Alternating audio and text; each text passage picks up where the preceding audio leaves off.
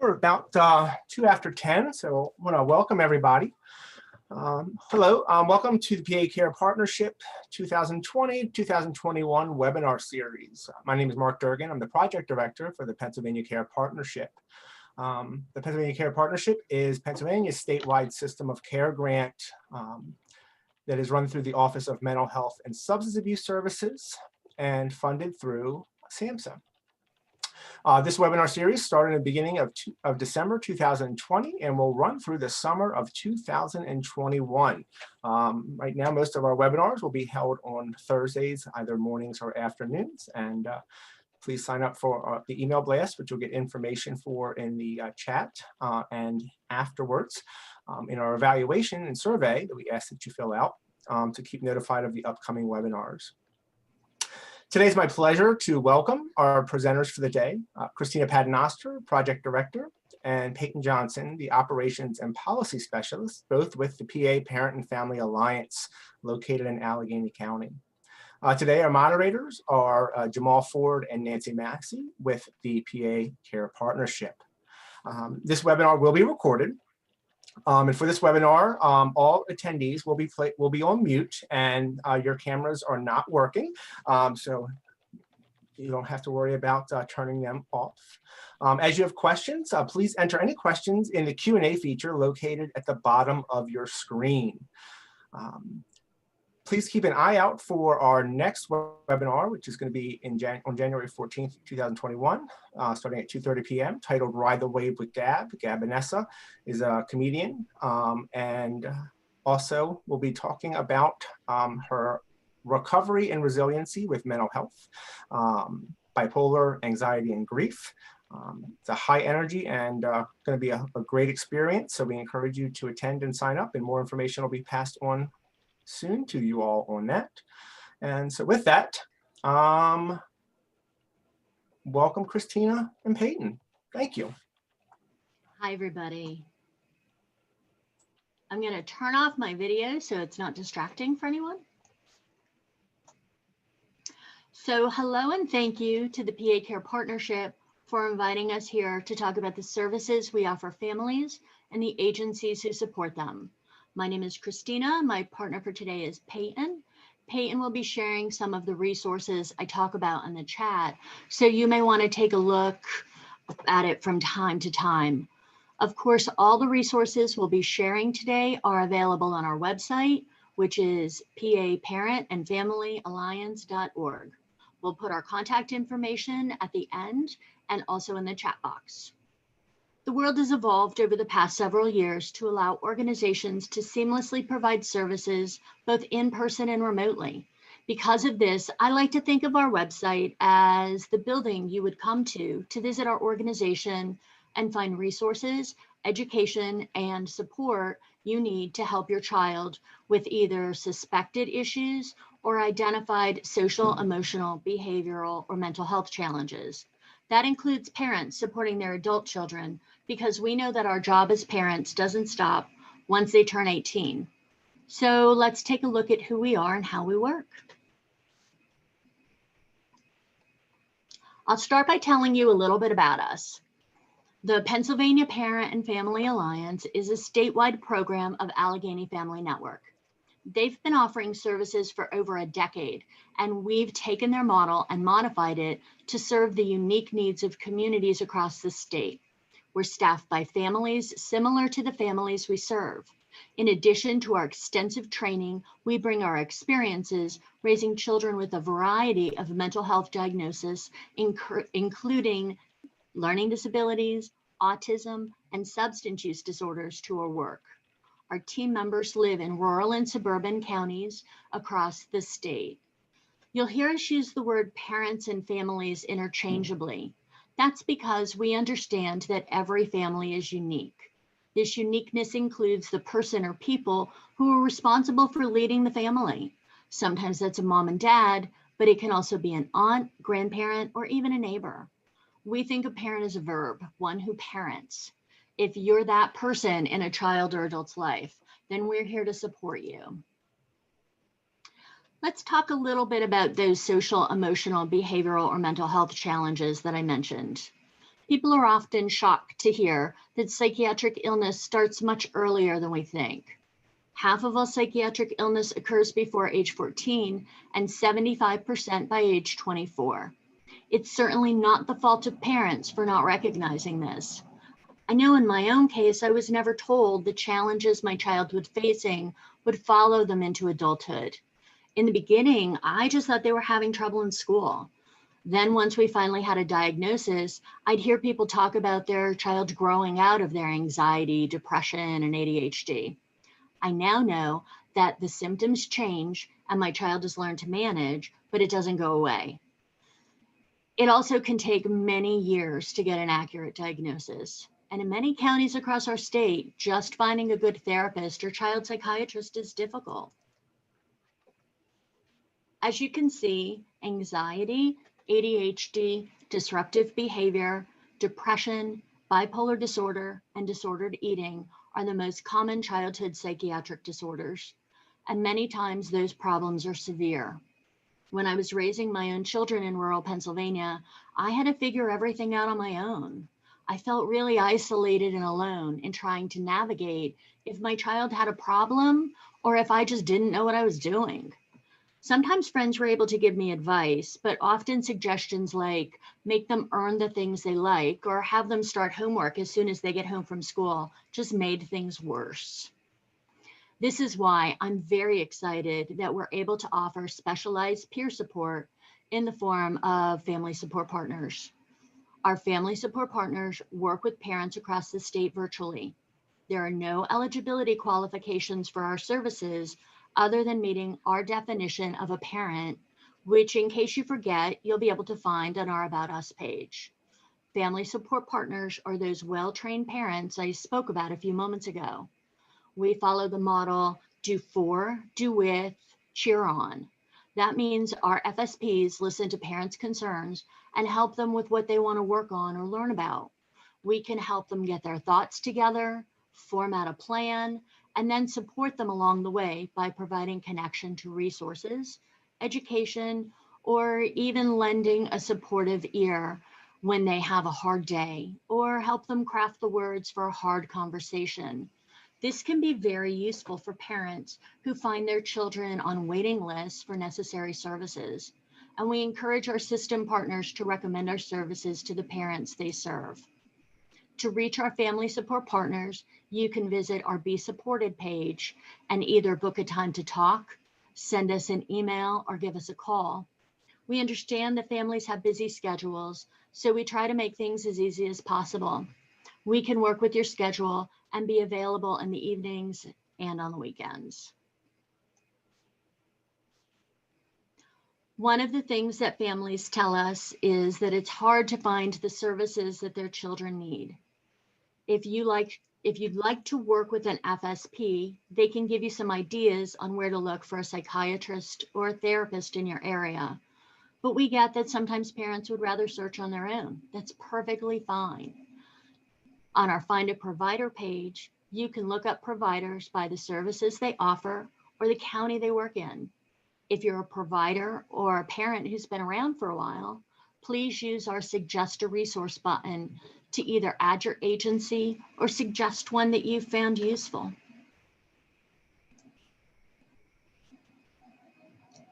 Parents often have questions about their child's behavior. Since symptoms of anxiety and depression in children can look very different from adult symptoms, it's easy to be confused. Now, just to be clear, we do not diagnose or provide treatment, but our FSPs can work with parents to help them formulate a plan to keep track of behaviors, and then share that information with psychiatrists. And we can help them identify providers and support services in their area. And through our partnership with Psych Hub, once a family gets a diagnosis, they'll be able to review what it means and share that easy to understand information with the others in their child's life. One of the things we all catch on to really fast is that systems love their acronyms. You've already heard me talk about FSPs. Those are family support partners. And when we're new to this world, it's easy to get lost. That's why we created the Terms and Acronyms page. When someone tells you how useful CASP coordinators are, and they are, and suggests you set up a CASP meeting, we've made it easy to look up and figure out what they're talking about. And then you could pop back over to the Find a Provider page and look up their contact information. Wading into the world of raising a child with social, emotional, behavioral, or mental health challenges makes you realize there's a lot to learn. And there are so many resources out there. One big concern for families is school and special education. Parents often hear that their child's behavior is a problem, but it's not often that school suggests that behavior is a manifestation of their mental health challenges and can be accommodated with a 504 plan or an IEP. That's why we have an area devoted to education in our Learning Lab. Here you'll be able to get an overview on IEPs. In fact, one of our favorites are these short videos created by an educational advocate and a special education attorney. Be sure to check them out. So we've already seen our Psych Hub area and our education area, but there's more in our Learning Lab than just that. This is where we keep many of the products we've created, but also the carefully curated resources that parents have told us they need.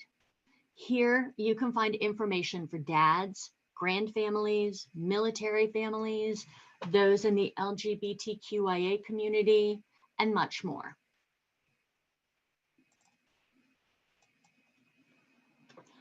One of the most popular products we create comes from the questions we get from parents. Sometimes the information we share one-on-one can't easily be found elsewhere. When this happens, we pull together a roundtable of parents who have lived experience with those particular situations. These result in documents we call tip sheets for parents dealing with situations like bullying, knowing what to say to your LGBTQIA child, or having to send your child to an RTF, a residential treatment facility. Reading these tip sheets can be like sitting down with a group of friends who share their experience with you. Most of our tip sheets are available in English and Spanish. Just click the arrow to flip them over. It's always nice to read something in your native language. And for professionals working with families, these are useful resources you can share. We've also created tip sheets for our system partners. These can be found in our Learning Lab. The world moves fast, and we use our weekly blog called Our Stories as a way of sharing the experiences of others so parents know they're not alone, and also as a means of sharing information on problems we're hearing about. You can use the search bar if you're looking for a specific topic. This year, we've been able to use them to help parents navigate the tricky challenges that came about due to quarantine. If you look, you'll find we covered ideas for turning your home into a classroom, managing your own sobriety and mental wellness, and our second most popular tip sheet, creating an emotional safety plan. This post includes a tip sheet that gives you some ideas on how to make a plan in advance. So when you feel your stress starting to ramp up, you're prepared to deal with it. Members get the weekly blog sent directly to their inbox each Friday morning, so there's no need to go back and track it down. I'll have Peyton put the membership link in the chat box. And this is a great time for me to thank our funders, like the PA Care Partnership. It's because of their support that we're able to offer membership free of charge. Twice a month, we offer webinars specifically for parents. Right now, we're taking a break for the busy holiday season, but check back after New Year to see our lineup of topics and speakers. Now, anyone can attend the live broadcast, which includes time for Q&A with our presenter. But because we know everyone is busy, we put a copy of the recording in the Learning Lab in the webinar area. It's another membership benefit. Probably a good thing I had Peyton share that membership sign up. This year, the COVID crisis really created a unique challenge for families. So many companies stepped up and offer services for free, and a ton of people shared all the great ways to help parents and keep children busy. We gathered up that information and put together what's now called our Safer at Home page. I cannot tell you the joy I am going to take in deleting this page someday, but right now it's an excellent place to look for current information on free or low-cost internet service, food banks, special rules for unemployment, fun activities to keep your family happy, or even 24-hour virtual AA meetings. Now, just like we did for families, we gathered information from our networking across the country for our 4-organization area. We have innovative ideas and training specifically for providers. We also work one-on-one with our system partners from around the state. Sometimes it's to provide custom trainings for their staff, technical assistance on an issue like encouraging father involvement, or information on the unique challenges of grand families. Providers even contract with us to have an outreach assistant or FSP in their local community. We're always happy to help our partners understand the needs of raising children with mental health challenges. For more information, you can reach out to us by email.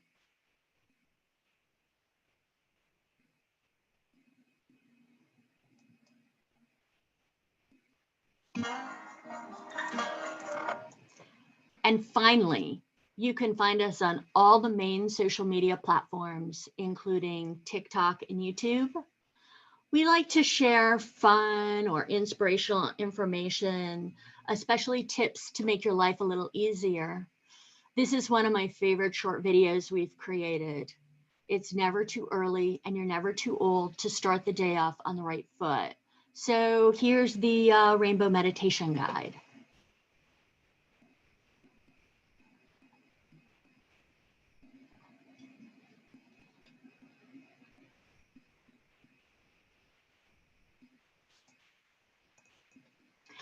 So as promised, here's our contact information. I know I talk really fast and there's so much available, even more than I showed you actually here today. So I'd really encourage you to pop on over when you have some time and poke around. Feel free to reach out if you have any questions at any time, but I'm more than happy to answer any questions you have today.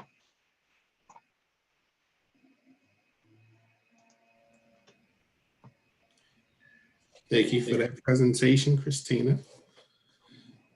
If you have any questions for our presenters, could you please put them in the Q&A box? And as you do, we will ask Christina and Peyton the questions that you put in there. So I'm going to begin to ask some of the questions as they begin coming in. We have one from Eileen Musgrave. She wants to know, website states support is up to age 26. Is that true? It is true. Although, to be really honest with you, if you call us about your child who's 32, we're going to have a really hard time turning you away. So I'm sure we'd be able to help you out. And from Sabrina Hornstein, she thinks it's awesome that you provide webinars. She is in Crawford County, and she said they do not have an FSP yet. They have 2 people trained. How do they use this? How could an FSP use our website? Certainly, they could use the Find a Provider page, which has resources in any county, and we'd love for them to contribute to the page as they find the resources. Things that are available in our learning lab, like our tip sheets, are really helpful to start conversations with families. One of the things that we didn't get to add because we just added the page this week is our mental health consent page, where we've pulled together all the resources we have on the Mental Health Consent to Treat Act, called Gabby's Law, in one place. We have our tip sheets, our webinar trainings, and brand new are our courses. We have a specific course available on the Mental Health Consent to Treat Act And once you've successfully completed that course, you'll get a certificate to prove that you've demonstrated that you understand the information included. We would also welcome your FSPs to reach out to us, and we can provide ongoing training and information for them and give them an opportunity to network with FSPs around the state. Thank you. Our next question is from Brian Kritzer. How do you get to the tips page again? So if you go to our Learning Lab, which is available under our For Families tab, and click on tip sheets, I think it's right in the middle. And when you look at the Learning Lab, you'll see there's a tip sheet picture right on it. Those can easily be shared as well by email. So I think that that's great. Thank you. Our next question is from Cynthia Wolf. What are the options for older children who duly diagnosed with ID and mental health issues? They don't often fit well with adult services, but because of their developmental needs. So I think that that would be a great question to ask our family support partners, because when we work with families one-on-one, we work specifically on whatever the topic is that the family has concerns about. So that's certainly challenging because, you kind of fit into two worlds. But really, when we work with families, we work with them one-on-one to identify what specific issue it is that you're having a challenge with. And maybe in this case, it's finding a therapist who can work well with a child with an intellectual disability. We actually have someone who we consult with quite often, and her daughter has an intellectual disability and had a mental breakdown, as she describes it, and has talked to us and shared with us the challenges that she went with finding a really great qualified therapist to kind of help out with those challenges. So what's really nice about us is that we don't sit in one world as a provider. We can help you navigate the challenges and figure out when it's appropriate to be in the adult system and maybe when it's appropriate to be in a different system. She was, I think, referring to a child over age 26, Christina. Would that be the same answer? Sure, yeah. Like I said, we're gonna have a really hard time turning anyone away who's 26. Thank you. Our next question is from Amanda Fedor. Do you work in all counties in Pennsylvania, and how do you add your agency as a provider? So we do. Our services are generously sponsored to provide one-on-one support to families in any county. And if you're a provider, you could go to our Find a Provider page, and there's a big orange button that says Suggest a Resource. When you click on that, that'll take your information. Once we review it, if it's appropriate, we'll put it into our Find a Provider page database. Thank you. And our next question is from Tamika Mitchell. The Mentor Network is a provider for life sharing and finding homes for individuals in need of care. Is there a fee to be added to your provider list? Absolutely not. We want to get the resources out into families' hands. And one of the things that we learned really quickly was there are so many amazing resources in our state, but it's just so hard for families to find them. And as a provider, you often really don't have time. You're so busy serving families, you really don't have time to get out there and network and promote your services. So let us help you do that. Thank you. Lenore C.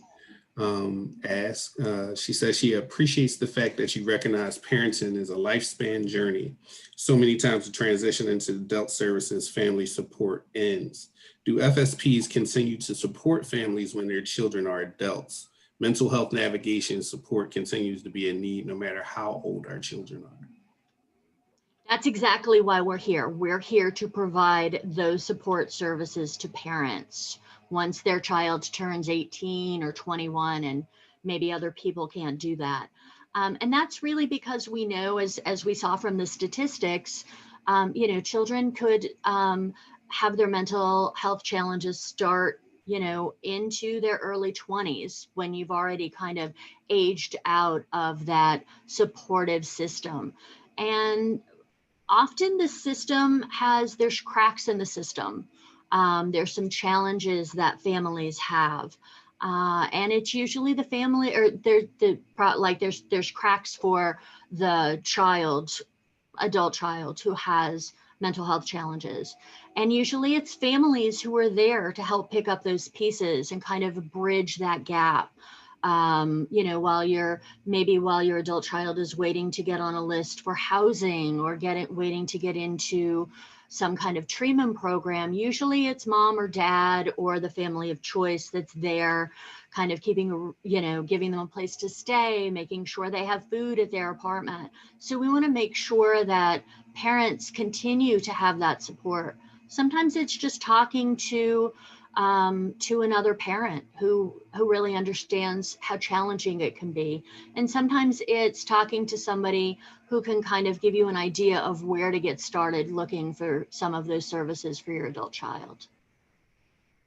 Thank you. And Christina, just to be clear, all of your services and resources are available to every county in the state, correct? Correct. Thank you. Anonymous question, do you refer families to their local family pair program if one is available? And actually, that was just what I was getting ready to say, is we understand that there are all programs, there are more of a need than there is capacity. So one of the first things that our family support partners will do if a family reaches out to us is check their local area, find out if there's hands-on support in that area, and make that recommendation to a family that they reach out to them. Now, if there's reasons why that service can't provide services to that family, perhaps your agency only serves families to age 18, or maybe you have to be multi-system involved and a family is just starting out, you can always send them back to us and we're happy to work with them. As a matter of fact, we often get that warm handoff from other FSP services to us when maybe a family is moving from their area to an area with no FSPs, or for some reason their family is no longer qualified for services. So we love to make those recommendations. And if you're not already in our database, please make sure that you put your organization in. And you can always, we'd love to sit down and talk to you as a local provider and figure out what you do and what we do and how we can complement each other. We're really trying to, our goal is not to duplicate services. Thank you for that answer. Sandy Beatty is a little confused. She says, is this for our families to access? And do I have access to look up their services for them? Are those services for all counties? So anything on our provider page is available to anyone who's interested. I can tell you we've had teachers who've accessed it because they know that it would be great to get some resources to their student, to their families. We provide services both to families in the resources that we have available on our website and one-on-one through our FSPs, but we also work with providers. So if you're looking for technical assistance, if you'd like a specialized training, if there's some other way that you would like to kind of partner to work with parents, we can do that as well. So we serve families, meaning parents, and we can work with our service provider partners. I'm not sure if that answered your question. You could chat back in if it didn't. Please do. Dorothy Judd has a question. Have families involved in early intervention 0 through 3 reached out to the Parent Alliance? We've had parents across the spectrum, all ages. I seem to recall that we had a parent who had been told by their early childhood provider that they had recommended that the family agree to an early intervention evaluation, and the parent was scared. They were worried about their child being labeled, and they weren't really sure, should they agree to an evaluation or not? What did it mean? And so they reached out to one of our family support partners. They kind of talked through it. They gave the parents, some more information that they needed. So we often get calls from parents who are like, usually the first thing they say is, I'm not sure that you can help me, but so. Joel, Yes. prior to going into that question, is it okay if I ask a quick question? Sure. Thank you. Christina, so related back to like the family peer support partners, the virtual use of them, how might a provider engage a family to kind of reach out and utilize that service, especially thinking about, we know in this kind of time of COVID, sometimes there's a bit of a wait for services, or the family may be reluctant or just need more information on a service from a family to family perspective. So I think that, a great way to get started could be, perhaps if you're working with a family, share a tip sheet with them, and then provide them with our parent support line number. If you're working with them virtually, you can send them the link right to our Be Supported page. One of the things that the decade of information that Allegheny Family Network has found is that families are often more receptive hearing some things parent to parent. And you'd be surprised. We actually, as I was looking over our year-end stats, we get a huge number of our families who have gotten information from their service provider. Here's an organization you can call. They're parents just like you. Check them out. Sometimes it takes a little bit of time. I'll tell you, as a mom myself, hearing that my child had, some mental health challenges, some behavior challenges, it sometimes took me a little while to really wrap my head around, that need. So it may take a while, but our number is there. We can tell by our website stats that many families come to our website at 2, 3, 4 o'clock in the morning.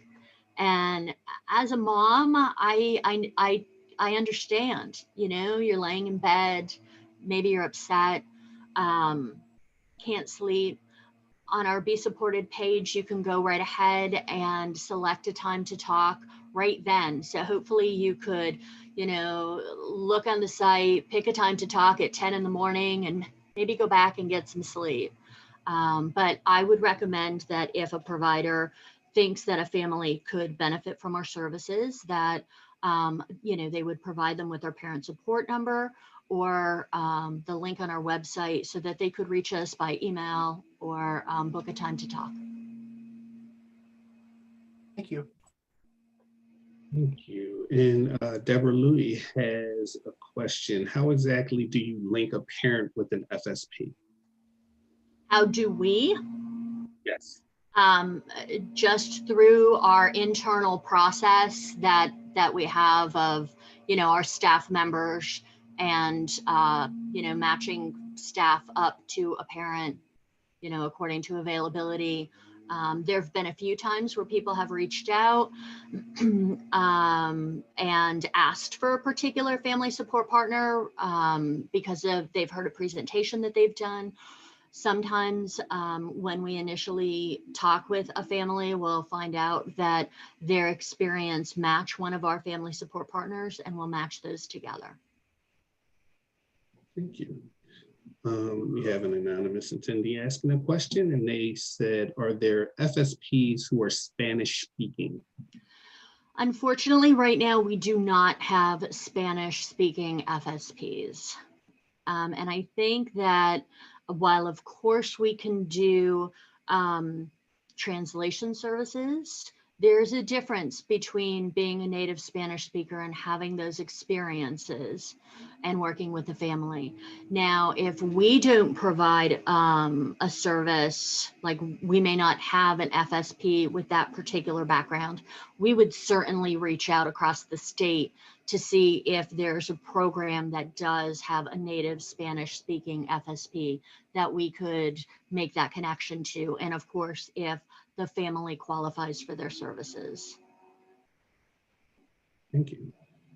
Kelly Gordon has a question. How would one go about getting the information updated and added to your website to reflect accurate information for our county? Go to the suggest a resource page and fill out your information. Our next question is, what supports are given to grandparents? So the same supports that would be given to any family. If they want to work one-on-one with a family support partner, we spend some time finding out what the family needs, what they're interested in, and provide them with the information that they need. Anytime we work one-on-one with a family, it's family driven.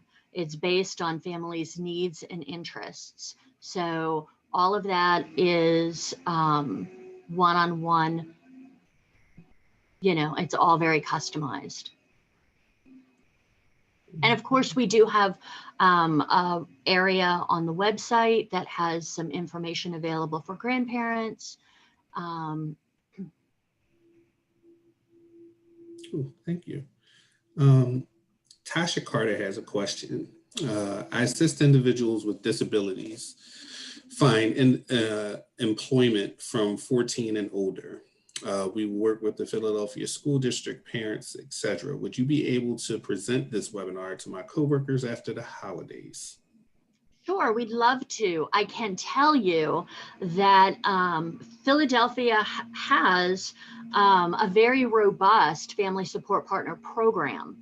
So we're certainly happy to present and we're certainly happy to make that connection if you don't already know about the FSP services in your area.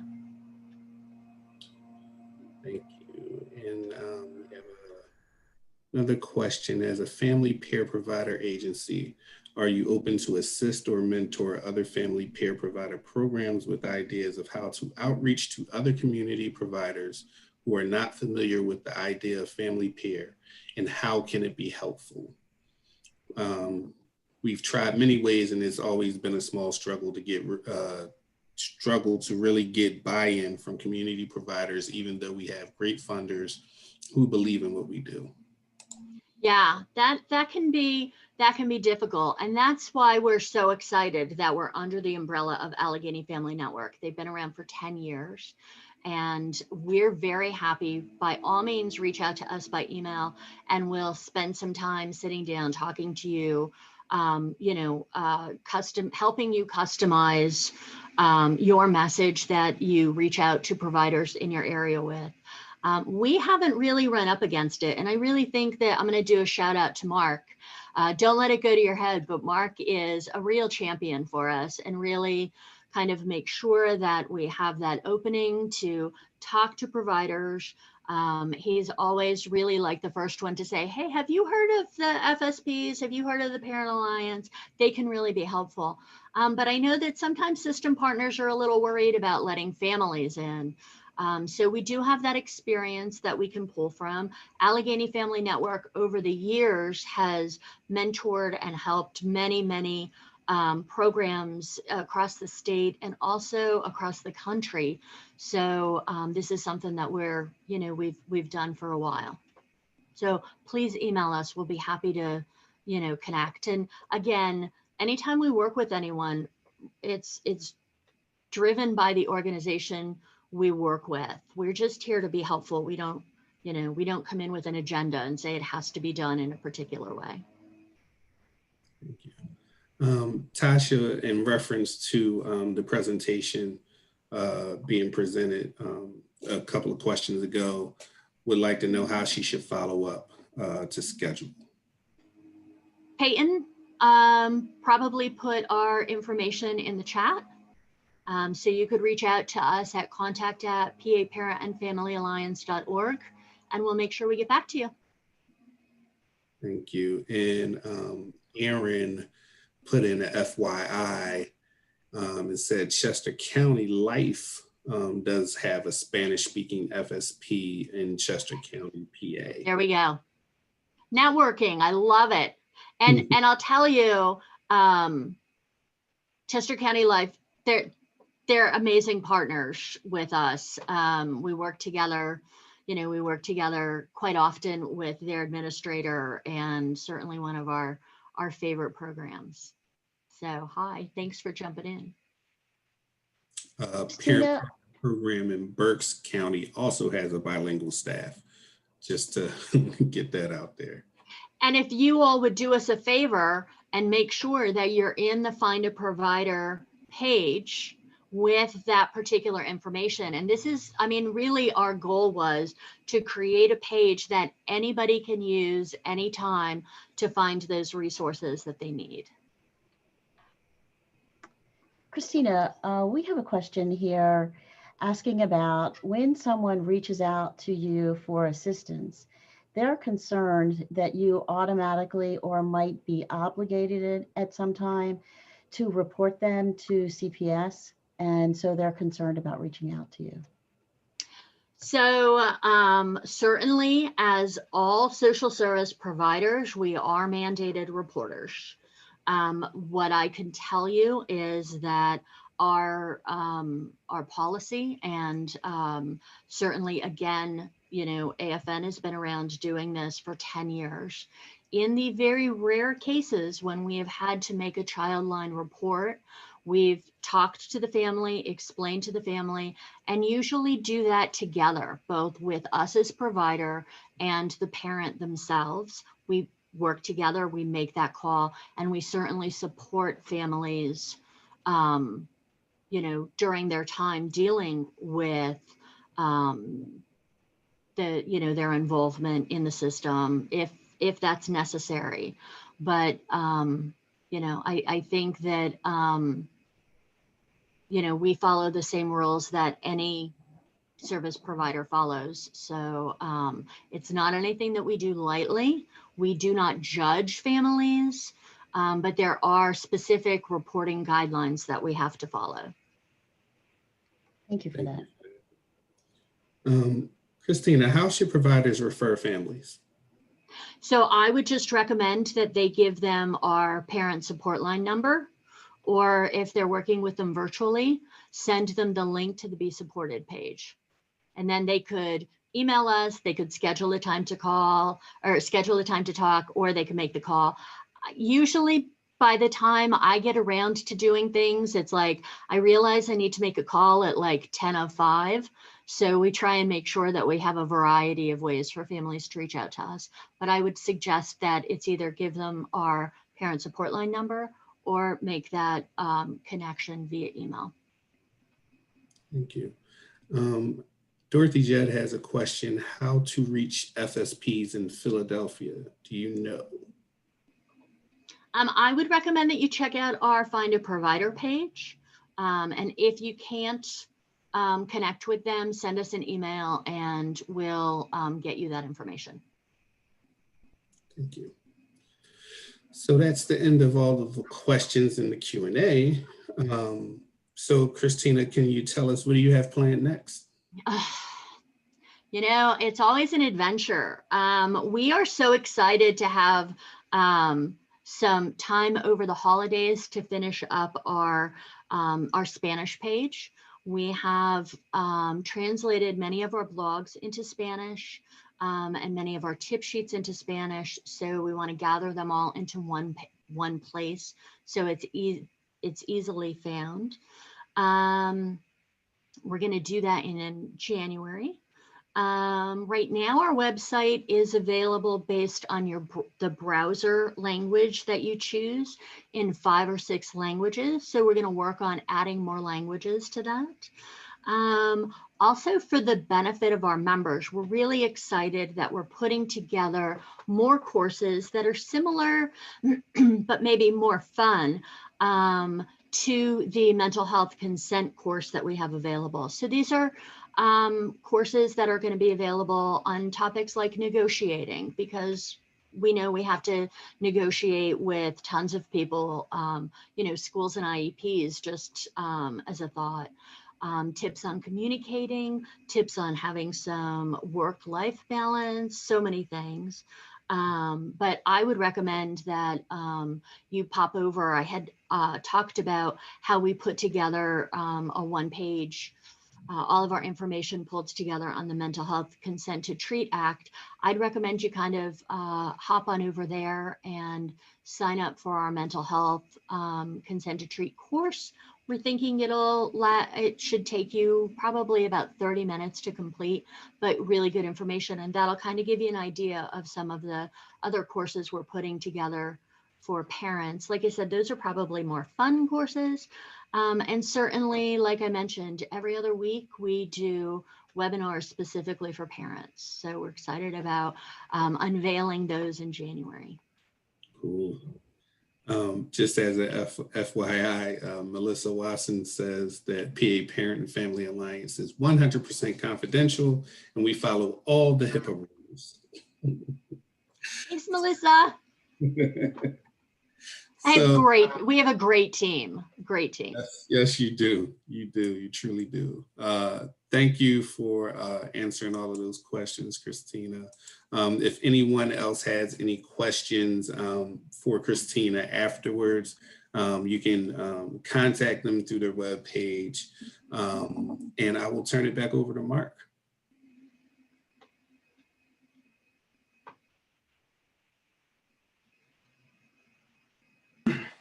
All right.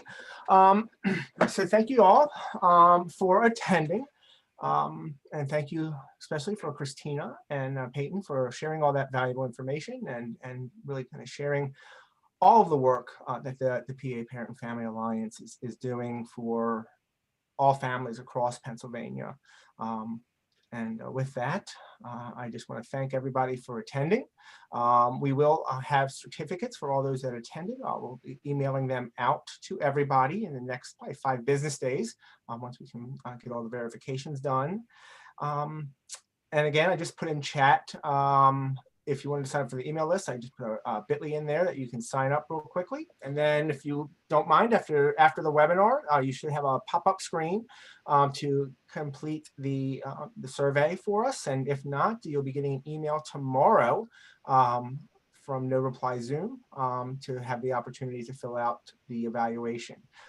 Your feedback is very, very important to us, and we look forward to hearing from you. And yes, we will have this webinar up on our PA Care Partnership website, and I'm sure I'll also share that with Christina Paternoster so they can put it on the PA Parent and Family Alliance website. We'll get that up in the next few days. We're just finalizing the page for this and our upcoming events. So thank you all for attending, and our next event is going to be, our next webinar is going to be January 14th of 2021. So keep an eye out for that. To all, have a happy holidays and a great day.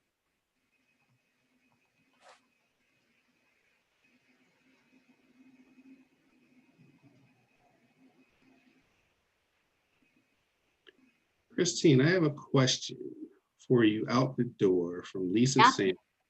Where can you get the course information? Go to our website, and both under For Families and For Organizations, you'll see the Mental Health Consent tab, and go click on that, and it's scroll down the page just a little bit. Thank you. Thanks, everybody. Thank you. Have a great day. Thank you.